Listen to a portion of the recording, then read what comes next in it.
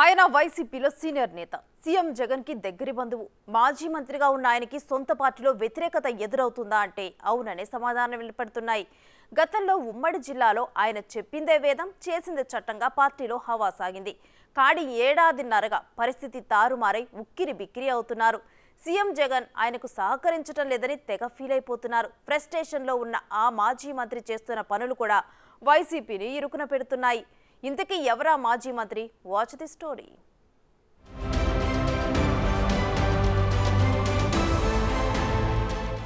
మాజీ మంత్రి Balineni Srinivasa Reddy AP politics లో హాట్ టాపిక్ గా మారారు. సీఎం జగన్ కి సమీప బంధువే అయినా వైసీపీలో అసంతృప్త నేతగా బాలినేనికి ముద్రపడింది. వైసీపీ ఆవిర్భావం నుంచి ఉమ్మడి ప్రకాశం జిల్లాలో వైసీపీకి పెద్ద దిక్కుగా ఉన్న సీఎం జగన్ షాక్ ఇవ్వడం బాలినేని జీర్ణించుకోలేకపోతున్నారు. మంత్రివర్గ పునర్వ్యవస్థీకరణలో బాలినేని శ్రీనివాసరెడ్డి మంత్రి పదవి పోయింది. ప్రకాశం జిల్లా నుంచి బాలినేని శ్రీనివాసరెడ్డి, ఆదిమూలపు సురేష్ మంత్రులుగా ఉంటే బాలినేనిని పక్కన పెట్టి ఆదిమూలపు సురేష్ని మంత్రిగా కొనసాగించారు సీఎం జగన్. అప్పట్నుంచి వైసీపీలో బాలినేని ప్రాధాన్యత తగ్గుతూ వస్తోంది. మంత్రి పదవి కోల్పోయిన తర్వాత వైసీపీ రీజనల్ కోఆర్డినేటర్గా బాలినేనికి పదవి కట్టబెట్టినా ప్రకాశం జిల్లా పార్టీ బాధ్యతల నుంచి బాలినేని శ్రీనివాసరెడ్డిని తప్పించడం ఆయనకు అసంతృప్తి కలిగించింది. సొంత జిల్లాపై పెత్తనం లేకుండా పక్క జిల్లాల రాజకీయాలతో తనకేం సంబంధం అంటూ వైసీపీ రీజనల్ కోఆర్డినేటర్ పదవికి బాలినేని రాజీనామా చేశారు.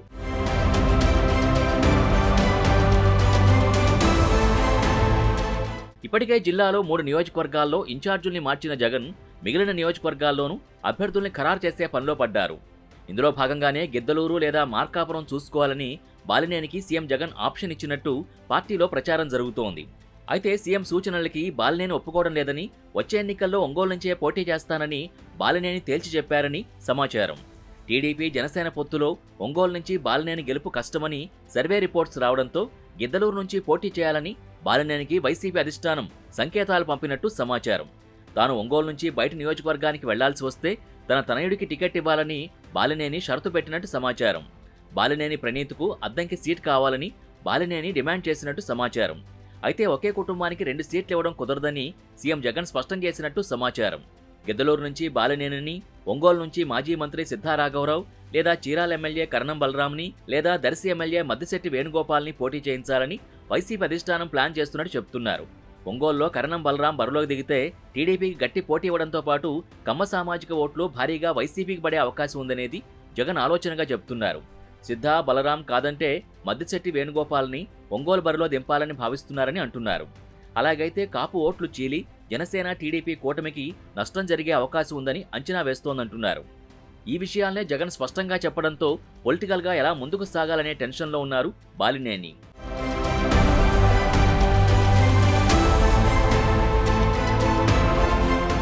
ప్రకాశం జిల్లాలో అభ్యర్థుల ఎంపికపై కసరత్తు ప్రారంభించిన సీఎం జగన్ బాలినేనిని దారికి తెచ్చుకునే ప్రయత్నాలు చేస్తున్నారు. అందుకు అనుగుణంగానే హైదరాబాద్లోని బాలినేని ఇంటికి విజయసాయిరెడ్డిని పంపించారు. అధిష్టానం ఆలోచనల్ని విజయసాయిరెడ్డి బాలినేని ముందు ప్రతిపాదించారని తెలుస్తోంది.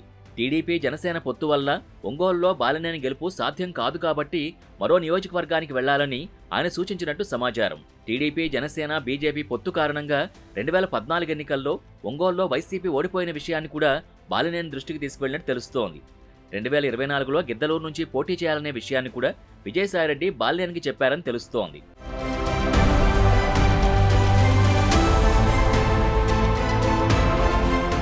ఇప్పటికే ఒంగోలులో పట్టు నిలుపుకునేందుకు ప్రయత్నిస్తున్న వైవి సుబ్బారెడ్డి వచ్చే ఎన్నికల్లో తన తనయుణ్ణి ఒంగోలు పార్లమెంటు నుంచి పోటీకి నిలపాలని ప్లాన్ చేస్తున్నట్టు జిల్లాలో చర్చ జరుగుతోంది.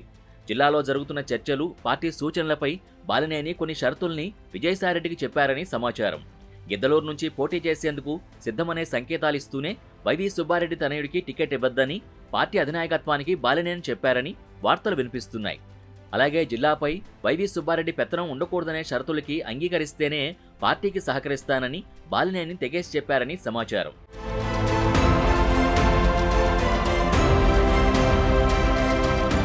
బాలినేని కొత్త డిమాండ్లపై సీఎం జగన్ ఎలా స్పందిస్తారోనని వైసీపీ శ్రేణులు ఎదురుచూస్తున్నాయి.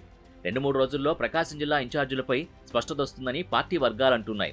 వైసీపీ ఆవిర్భావం నుంచి జగన్కి చేదోడు వాదోడుగా నిలిచిన బాలినేని వచ్చే ఎన్నికల్లో ఎలా అడుగులు వేస్తారని జిల్లాలో చర్చ జరుగుతోంది.